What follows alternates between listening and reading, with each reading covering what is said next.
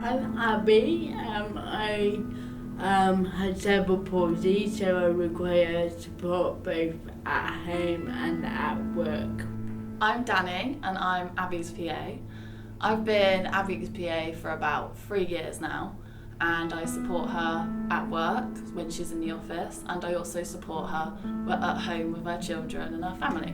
I employed her initially to support me at work, but she now supports me at home when my full-time PA is on holiday or sick. Danny will stand in and cover at home. I found out about the PA job through Facebook, and it was actually, there was a family friend who also knew of Abby, and she said, she's this lovely girl, you should give it a go. And I had never heard of a PA role before. I'd heard about carers. Danny takes a lot of the right courses as a PA.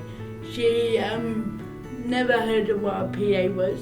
I was a young mum at the time, and I went to college but dropped out because I became pregnant, and so that meant I didn't have many qualifications, so I didn't think I was going to get the job.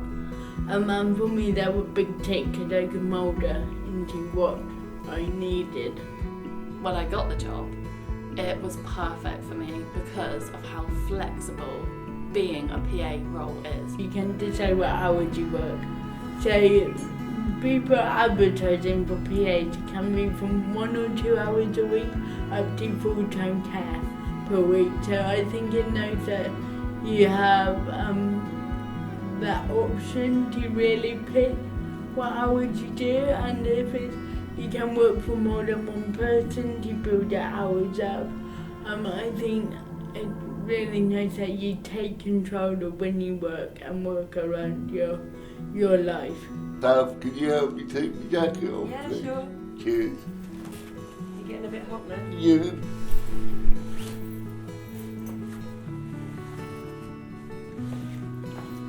Okay. Just hang it up in the office. Yeah. Cheers, my dears. Okay, see you in a minute. See you later. Bye. Hi, my name's Saffron and I work for Matt. I'm a PA for Matt and he works for the Wiltshire Centre for Independent Living. I've been working for Matt for, it'll be 5 years in October, I think. Matt and I have known each other for a long, long time. We met about 30 odd years ago because Matt was living at Shaftesbury Court in Trowbridge and I was a member of staff. We were really good friends as well, and we used to go out socially quite a lot. And sadly, when we both left Shaftesbury Court, we lost contact for a good many years. I put a shout out on Facebook, and Saf was actually scrolling through Facebook that day, and she said she came across my interview on my shout out, so it was fate really. So day to day, the support I need some support with personal care. So that would be with teeth, with straightening my hair, someone to be present when I'm in the shower, so in case I slip over, someone's there. With getting dressed, so shoelaces, buttons, any fine motor skills I'm not very good with. When I'm at work, I will support Abby with writing notes down, going to meetings, phone calls. I'll set up the headsets, supporting her whilst eating, helping her to eat. I will help with her children as well, and so I will be supporting her to be a mother to her children. Just all the physical parts that just basically be an extra pair of hands at the end of the day. Danny is essentially my aunt. With my children, it's all about the PA supporting me to do it, not about the PA doing it. So it's all about her encouraging me to do what I can for the kids and just supporting in the parts I struggle with. So I pick up Matt from Trowbridge, I drive my car to his house, and then he has a van, so I get Matt into the back of the van, strap him into the back of the van, and then we drive to Devizes. And then when we get to devices, we work in the office and I help with typing. So I can help Matt with his typing, with his emails, making notes in the diary, putting things on the calendar, making notes for him, helping with his lunch and drinks, and a little bit of care work as well. And when we're going out and about in the community, then obviously I'm driving the car again and taking notes when he has meetings. But I'm very, very careful to make sure that I don't speak during his meetings because I'm there as his support. I'm not there to do the job. She knows me inside out, so she can even predict when I'm doing an email what I'm going to say because it's that type of relationship. And I think when you're a PA, you've got to have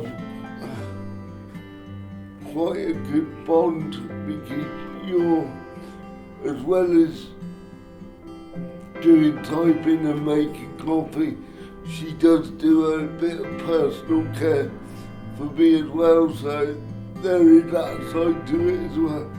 So you've got to have quite a good bond and relationship. I not only come to work with Matt, but occasionally I might take him to a gig or take him to the pub to meet friends. I'm taking him to a hospital appointment on Friday, which isn't my usual day of work. I've taken his wife to the airport in the middle of the night to catch a plane to go on holiday. So you do have to be flexible, but he is also very flexible with me. We have supervision when we're driving in the car, so I just check in with her to see if everything's all right, to just make sure her well-being is okay. A lot of people are surprised that Abby can drive, and no, I don't drive. She takes me everywhere. It's important that people didn't look at us and instantly say, oh, Danny's her carer or PA. Like, we can go out and no one knows it's a working relationship. And we're just two people having coffee. Yeah, she might be feeding me or helping with my drink, but my friends see that. Like, everyone I know should automatically see that. So it knows that I can go out and not judge, but I think it's just important for me that she's not in uniform. She's not in a carer's uniform. She's just two people having coffee. I'm not ashamed of needing a PA, but I don't need to point out that I need care and support. So that's another important thing. When I'm walking around with Abby or we go somewhere, we've noticed that people turn to talk to me, the PA, thinking that they can't talk to Abby. So we've now learned that if someone starts talking to me, I turn to Abby so that they direct their focus towards Abby. There's so many other things that I had never, ever even thought of. Even just ordering a drink. You don't understand what someone goes through until you are, close to a person who's going through it. The best part of being a PA is the personal relationship that you have working together. It's nothing like being in an office or anywhere else. It's you and this person, and you get this really good bond that you just wouldn't have anywhere else. We're friends, but at the end of the day, I am still working for her, supporting her, but we have so much fun together. Over the years, Danny and I have become quite close, and our relationship has now become more than an employer-employee. I would say Danny is a friend, but we do have them boundaries in place. The respect between us is very strong, day, and that respect comes over time. And she called me a boss, and I didn't call me your boss, but that's her respect to me. And the day she's like, you are my boss, and I got respect that, so which is lovely for me to hear, really. So Abby even supports me as well. I also have anxiety, and Abby is pushing me all the time to try. Since working with her, she's been pushing me to do all sort of things. A lot of people, when you become a PA, don't think it's a dead-end job, there's no progression. But no, since being with Abby, I've been offered training opportunities, and I'm able to do courses alongside as well. So there's that I'm able to progress and move up. I knew I always wanted to work in health and social care, but with college, and so this is my other way around it. We've been to London, and I remember weeks leading up to it, Danny was in a right panic about it, worrying about it. I was terrified, and Abby was basically helping me get through and sorting out going to London, but we did it and it was great. The day she kind of took charge, she knew she needed to step up and look out for me, and afterwards I would say please, I would say chuffed for her, and I would like, you done it. Yeah, you should be so proud of yourself. So to have someone who you can fully trust and rely on, who can let themselves into their house and just get on with it without you having to explain everything, is a real good sign. It just lovely, it just takes that pressure off you, whereas it would be completely different if I had an agency come in to support me. I just wouldn't have the life I have now. A PA gives you a bit more flexibility, whereby having a carer from a care agency, they're fixed to certain times, so I have to fit around them when having a PA or support worker. I call the shots. You don't need to have experience. I mean, it probably helps a little bit, but no, I don't think it's that important, because you learn on the job, and it's sometimes beneficial if you learn on the job as well, because every support job is going to be different. My support workers in the past have taken me to gigs. They've not necessarily come in with me because they don't always like the music I like.